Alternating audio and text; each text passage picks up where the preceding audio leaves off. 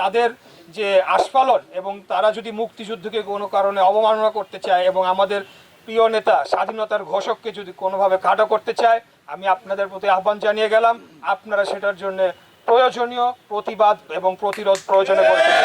আমি শুধু এই কথাটা বলতে চাই যে আমাদের প্রজন্ম যারা আমরা বিগত 17 বছর আন্দোলন সংগ্রাম লড়াই করেছি, প্রতিটা মুহূর্তে প্রতিটা বৈরী পরিস্থিতিতে আমরা শহীদ রাষ্ট্রপতি জিয়াউর রহমানের 26শে মার্চের সেই যে কালজয়ী স্বাধীনতার ঘোষণা, সেই ঘোষণাকে আমরা বুকে ধারণ করে আমরা সবসময় আমরা আন্দোলন সংগ্রামে ঝাঁপিয়ে পড়েছি, লড়াই করেছি।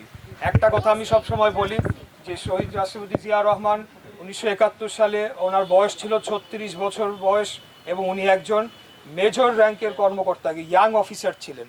তো ওনার এই সাহসিকতা আমাদের প্রজন্মকে বারবার অনুপ্রেরণা জুগিয়েছে। আমরা ফ্যাসিবাদী বিরোধী আন্দোলনে আমরা সেখান থেকে আমরা অনুপ্রেরণা নিয়ে বাংলাদেশ থেকে উদ্ধার করার জন্য আমরা আন্দোলন সংগ্রাম লড়াই করেছি। আর একটি কথা বলতে চাই, সেটি হলো যে 5ই আগস্টের পর এই স্থাপনায় ব্যাপক ধ্বংসযজ্ঞ চালানো হয়, ভাঙচুর চালানো হয়।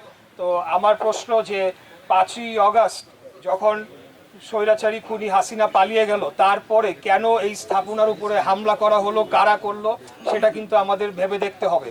আমরা জন্ম থেকেই জানি যে শহীদ রাষ্ট্রপতি জিয়াউর রহমান স্বাধীনতার ঘোষণা দিয়েছিলেন।